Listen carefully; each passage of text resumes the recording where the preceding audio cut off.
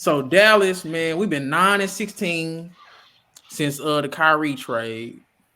And my biggest thing is we can't protect the rim, can't protect the perimeter. And something that I found out a long time ago that's just terrible. We're 29th in assists. 29th in assists. I mean, we don't even pass the ball. And I hate our lineups. No. I hate that he tried to play Finney. I said Finney Smith, Tim Hardaway. He tried to play Luka, Christian Wood. Like, you can't play off any four of those guys together ever. Those four scorers, you can never play them all at the same time. I don't even want you playing three of them. You got to do 2 and 2. So I want you got to put Kleber in the lineups with Kleber. You got to put Kleber and Josh Green and Reggie Bullock in the lineups that you got with Luka and Kyrie. You got to put 3 defenders around those 2 dudes whenever they on the court together. You can't have Tim Hardaway out there with them. You can't have Christian Wood out there with them. If you want to do that, stagger Wood and Hardaway together on the bench lineups. But that's just my Jason Kidd. He's been making terrible lineup decisions, in my opinion. So you feel like, because I've been seeing this on polls, you feel like Jason Kidd got to go? We'll see after next year. Because his lineups have been, well, I'm just saying because his lineups have been something that's been a question, even before the Kyrie trade. So, it seemed like after the Kyrie trade, they just really got exposed because it's like, okay, you got rid of your defenders and you don't want to play your bigs. So, what are we doing? I mean, again, I'm not sitting here saying that none of our bigs are like Joel Embiid or shit, none of these true rim protectors in the league, like Brook Lopez and nothing like that. But it's like, you know how I am, bro. I just want a motherfucker that's at least going to give me some effort to get in the way. And we know JaVale ain't got a bunch of bricks in his back pocket, but he at least going to try to get in the goddamn way. And height does have its advantages sometimes, nigga. Sometimes you just need a tall motherfucker to get in the goddamn way. I'm gonna let Lil Chris talk about the Mavericks because I've been off of them. I've been kind of keeping up with the box scores, but I ain't been watching them. I know Lil Chris been watching them. Well, yeah, because it look bad. I mean, shit. It's hard to watch them. It's hard to watch them, but we also towards the bottom in rebounding too, and that's just another problem when our guards do most of the rebounding. That's a problem there too. Like JaVale McGee, our biggest dude, and he don't play that much. And our bigs, they're not defenders. Christian Wood's not really a defender. Maxi Kleber's a nice defender, but he's not a true big. He's like a nice 3, nice 4. And then Dwight Powell, he okay sometimes. He set good screens. He roll hard to the basket and everything. But is that who we really want to be rolling out there against like true bigs? So, I would like to say that Dwight Powell needs to go. If he is not coming off the bench, then he just needs to go. And every year I see Dwight Powell, like, oh, this is first, second year in the league. That's how he be playing. Say, bro, Dwight Powell is probably the heart and soul of that team, bro. Yeah. Y'all ain't gonna do Dwight Powell like that. He be hitting everybody hands hard. He hustle. He hit the ground for loose balls. Yeah, like you said, he said good screens. He need to be that dude from Boston back in the '80s and be a towel wave. But man. But nah, man, like I would just like good screens. He not a great finisher. Good lob threat. Yeah, he's a good lob threat. Yeah, but did he almost break his hand? I would like to apologize to whoever. I can't remember who I was arguing with, but I was trying to plead a case for Dwight Powell about a year ago, and clearly I was wrong. That boy is garbage truck juice. I don't like him. He don't do nothing but set picks, roll to the basket, and catch lobs. He's too small to defend anybody.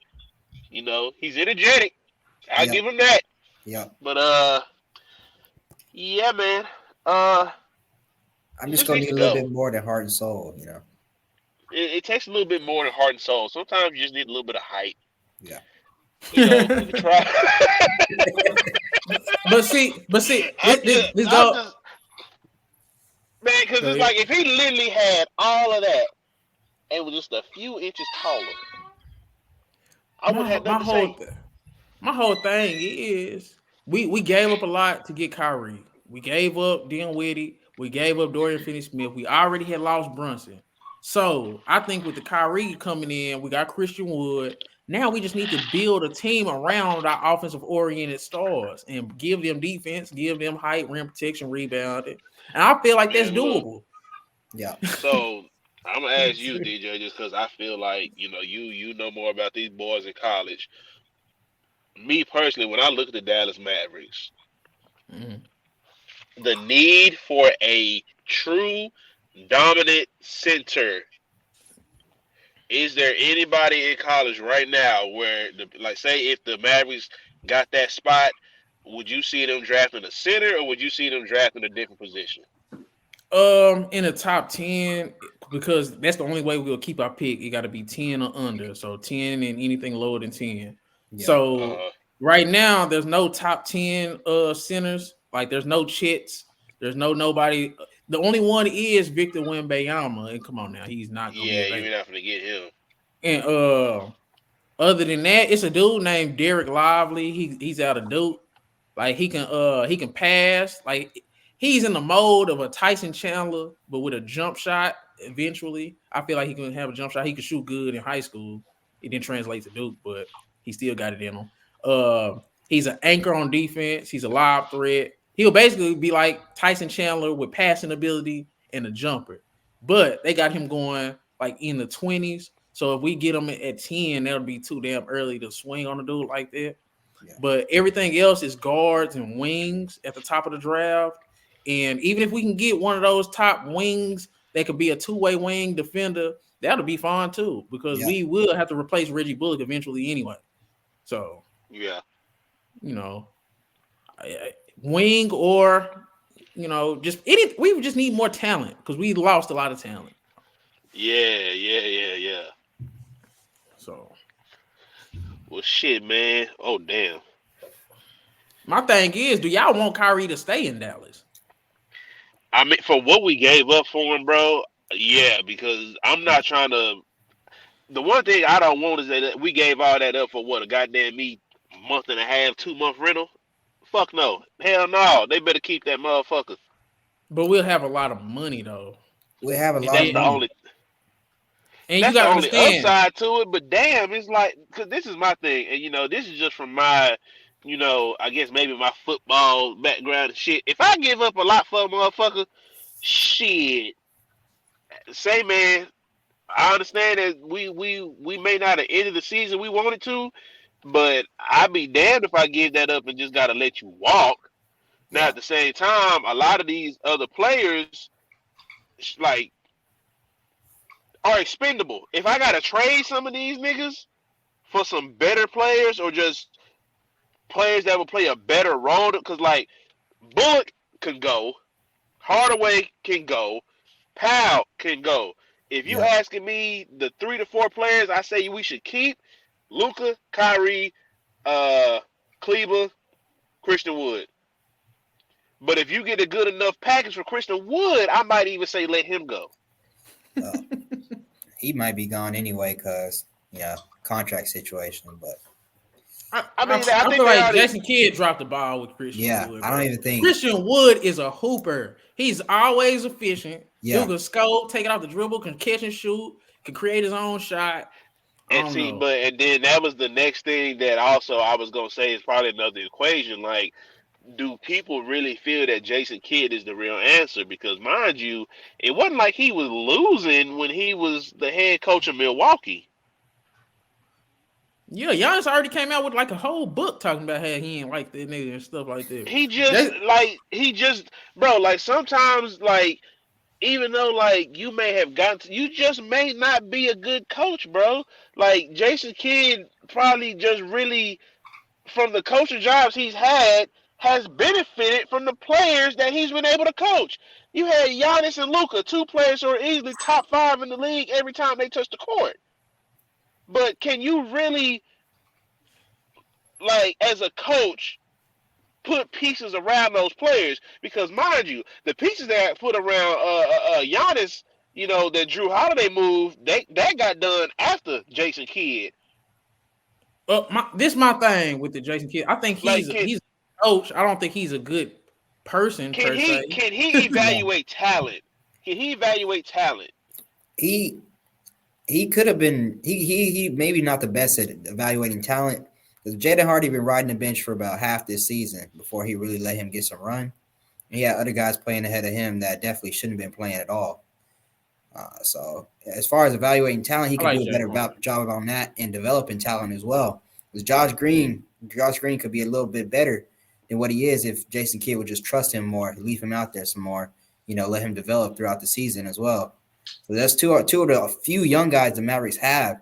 They're not really progressing the way they need to progress in order for us to, continue to have that flexibility and make them better roster moves as well. So.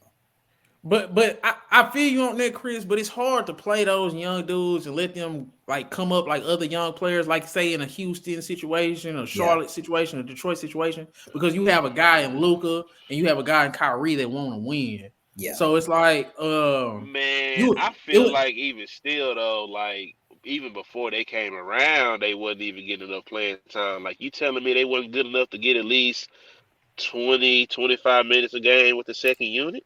And Frank Ntilikina was taking up a lot of minutes. Justin Holiday. He don't. And why the hell is he playing? You're right. And why is he playing? Right. Okay, I'll give y'all that. Frank Ntilikina never should be playing. Theo Pinson should never be playing on the NBA roster. Bro, you come on now. Like, if we gonna keep it a buck, like Jason Kidd is playing the wrong motherfuckers, bro. Like, he do get out the worst lineups. Like, why are we playing Pinson and you got and whatever the Nugget bar, and you got them two dudes on the bench right there. That's coaching. That's coaching decisions. You got two players right there that need these reps, and you got Frank Nakuda Lulabar and goddamn me Theo Pinson taking up time and ain't doing shit. We sitting there waiting. I'm gonna ask y'all this. So what was behind our Western Conference Finals run last year? Was it just we got hot from three? Did Luka just was that special? Was Luka and Brunson just magically having a great duo situation? Like, why did we do that if it wasn't Jason top Kidd? 10 in defense last year. Isn't Jason Kidd a defensive coach? Because I don't remember last time we was top 10 in defense. The Dallas Mavericks were top 10 in defense last year. Now, if you want to, Jason Kidd is a defensive coach. Now, if you want to say that that might be part of the problem now, considering that we were fourth in the West before this trade and it dropped all the way down to 11th, then go get somebody that can play defense with this same roster. If you got to trade Reggie Bullock, get a better 3-and-D guy, somebody that's a little more consistent from the three than Reggie Bullock and can still play defense, then, okay, show me something. But I would get rid of Tim Hardaway. And the only reason why I say that is because you even got it at the bottom of the screen. They're averaging 117 points a game. They can't stop nobody. But that's what I'm saying. That's why I said I would get rid of Tim Hardaway before I get rid of Bullock. Because Bullock's the only one defending on the perimeter, bro. He's the only one defending on the perimeter, bro. That's tough, but I agree with that because Tim Hardaway made $18 million a year. I ain't never really fucked with Tim Hardaway like that, no way, in my personal opinion. I really felt like that he was just part of the KP trade. I don't really think the Mavericks just ever really wanted that nigga. They were just like, hey, well, we're going to see you Tim Hardaway just as a bonus. He a good seventh man. He a good seventh man, but for him to be a starter, like a fourth option, that's nasty. He's not consistent enough to be a full-time second, third option X factor in the playoffs or nothing like that. Yeah. He'll be good off the bench. Like you said, eighth man. Tim Hardaway a little better than that, bro. He went for a dub against all I'm saying is he went crazy last night. When your daddy get on TV and start talking shit about the team that his son play for, you might be a little bad. My only thing is that motherfucker pulled a LeVar Ball. The Lakers will never win another championship without my son. Well, shit, they just won one. My only thing with Tim Hardaway is we got too many scoring to have an inconsistent only scorer. Like all he does is provide scoring, but it's inconsistent. and our best part of our team is our scoring already. We have 3 dudes that are elite scorers. Yeah. So it's like he just can go because all he is offense and he's Yeah. inconsistent offense. That's Yeah. why. And he makes a lot of money, like But Chris said, shit. 18